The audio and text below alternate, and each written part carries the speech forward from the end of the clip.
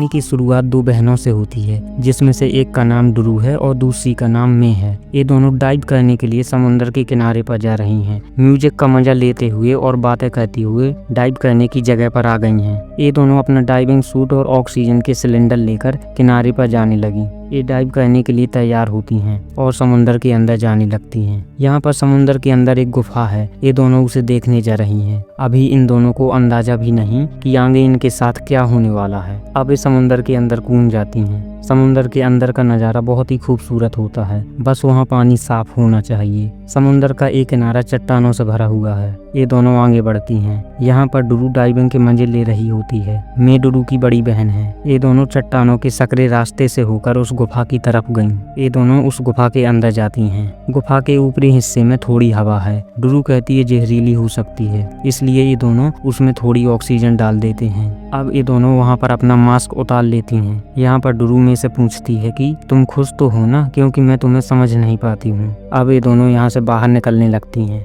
मे डुरू से काफी आगे है। इनके डाइविंग सूट में कॉल सिस्टम है, इसलिए ये दोनों एक दूसरे से बात कर सकती हैं। यहाँ पर मे डुरू से कहती, क्या तुम्हें कुछ सुनाई दे रहा है? तभी बड़े बड़े पत्थर इनकी तरफ गिरने लगते हैं। तभी एक बड़ा पत्थर मे के ऊपर आया और मे उसके साथ गहराई में चली गई। लैंडस्लाइड की वजह से पानी में धुंध छा गई है। डुरू मे से बात करने की कोशिश करती, लेकिन कोई जवाब नहीं आ रहा है।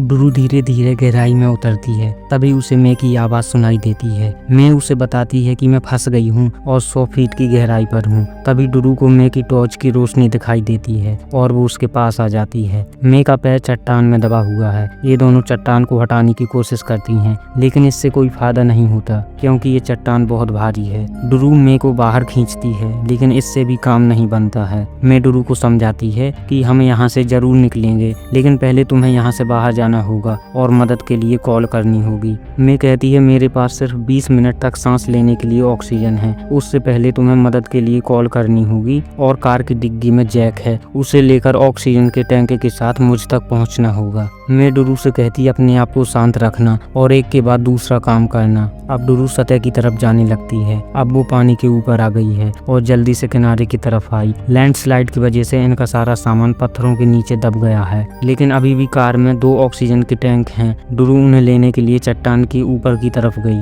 कार की चाबी पत्थर के नीचे दब गई है, इसलिए वो कांच तोड़कर ऑक्सीजन के टैंक बाहर निकाल लेती है। वो चाकू से डिग्गी खोलने की कोशिश करती। वो कार की बैक सीट भी चाकू से फाड़ती है, लेकिन डिग्गी चारों तरफ से बंद थी। टाइम कम था, इसलिए वो जल्दी से ऑक्सीजन के टैंक लेकर नीचे आई और पानी के अंदर जाने के लिए तैयार हुई। तभी उसे एक फिशिंग बोट दिखाई देती है। वो उसे आवाज लगाती है। टाइम कम था, इसलिए वो अपना मास्क पहनकर पानी में कूद गई, लेकिन उस बोट को आवाज लगाने के चक्कर में ऑक्सीजन का टैंक उसके हाथ से छूट गया और वो गहराई में चला गया। अब उसके पास इतना टाइम नहीं था कि वो पानी से बाहर निकलकर दूसरा टैंक उठा ले। अब वो ऐसे ही मे के पास चली गई। मे की ऑक्सीजन खत्म हो गई है। वो आखिरी सांस ले रही है कि तभी टाइम पर डुरू उसके पास आ जाती है और उसे ऑक्सीजन देती है और बताती है कि मेरे हाथ से टैंक छूट गया है, लेकिन मुझे पता है वो यहीं कहीं है, मैं उसे ढूंढ लूंगी। वो कहती मैं अपना टैंक तुम्हारे साथ छोड़ रही हूँ। अब डुरू सांस भरकर टैंक को ढूंढने लगती। टैंक से ऑक्सीजन लीक हो रही थी, जिससे पानी में बुलबुले बनते हैं और डुरू को पता चल जाता है कि टैंक किस जगह पर है। उसे लेकर वो जल्दी से मे के पास आई। मैंने उसे ऑक्सीजन दी। अब डुरू ने नए टैंक को मे से जोड़ दिया। डुरू मे को बताती है कि पत्थरों के नीचे हमारा सारा सामान दब गया है, जिससे मैं कार की डिग्गी नहीं खोल पाई। मे उसे बताती है कि तुम्हारी सांस लेने वाला पाइप डैमेज हो गया है, तुम्हें अभी ऊपर जाना होगा और इसे ठीक करना होगा, और इस बार तुम्हें जैक लाना होगा। डुरू फिर से पानी के ऊपर आई। डिकम्प्रेशन की वजह से उसकी नाक से खून आने लगा। अब जल्दी से गाड़ी के पास गई और डिग्गी खोलने की कोशिश करने लगी। यहाँ के मैप पर पास ही में एक घर है। डुरू जल्दी से उस घर को ढूंढने के लिए गई। डुरू उस घर के पास पहुंच गई। डुरू हेल्प हेल्प चिल्लाई, लेकिन वहाँ कोई नहीं था। डुरू नक्शे पर हेल्प लिखकर साइन बनाती कि हम किस जगह फंसे हुए हैं और उसे यहाँ छोड़कर जल्दी से मे की तरफ आई। वो चाकू और हथौड़े से डिग्गी खोलने की कोशिश करती, लेकिन इससे भी काम नहीं बनता है। तो वो गाड़ी को चट्टान से नीचे धकेल देती है, जिससे कार की डिग्गी खुल जाती है। जब ड्रू कार के पास गई तो उसमें जैक नहीं था, उसमें उसे टायर फिक्स करने वाला ग्लू मिला। ड्रू सोच में पड़ जाती है कि अब मैं क्या करूं और रोने लगती है, लेकिन अब भी उसने हार नहीं मानी है। वहाँ पर उसे एक लकड़ी का डंडा मिला, वो उसे लेकर किनारे पर आई। उसने ग्लू और टेप से अपने ऑक्सीजन पाइप को ठीक किया और ऑक्सीजन का टैंक लेकर पानी में चली गई। धीरे धीरे वो मैं तक पहुँच गई।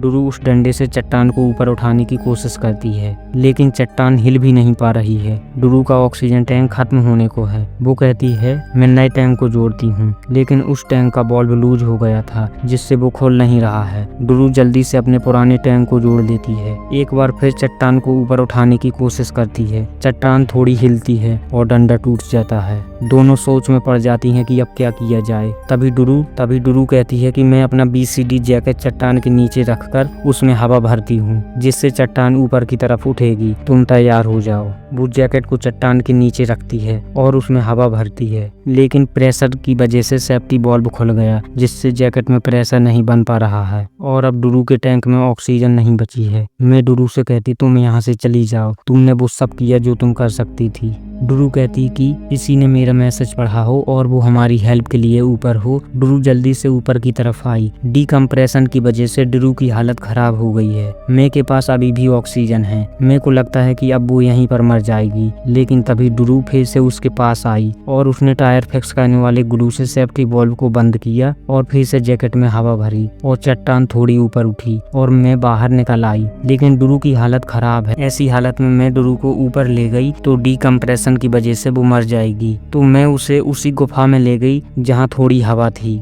थोड़ी देर यहाँ रुकने के बाद इस सतह पर जा सकते हैं, लेकिन यहाँ पर ऑक्सीजन बहुत ही कम है। तो मैं कहती है कि मैं दूसरा टैंक लेकर यहाँ आती हूँ। ड्रू कहती लेकिन उसका बॉल्व नहीं खुलेगा। मैं कहती मैं उसे तोड़ दूंगी। मैं यहाँ से चली गई। मैं उस टैंक को लेकर गुफा की ओर आने लगी, लेकिन तब तक ड्रू ऑक्सीजन की कमी से बेहोश हो गई। मैं जल्दी से बॉल्व को पत्थर से तोड़ती, जिससे उस खाली जगह में ऑक्सीजन भर गई। मैं ड्रू को होश में लाने की कोशिश करती है और थोड़ी देर बाद वो होश में आ जाती है। मैंने चैन की सांस ली। कुछ मिनट तक रुकने के बाद मैं और ड्रू सतह पर आ गई और इस तरह से इन दोनों ने एक दूसरे की जान बचाई। और यहीं पर इस कहानी का एंड हो जाता है। और इस कहानी को डायरेक्ट किया है मैक्सिमिलियन एरेलबैन ने और इसकी IMDb रेटिंग 5.4 है। अगर कहानी आपको पसंद आई है तो वीडियो को लाइक और चैनल को सब्सक्राइब जरूर करें।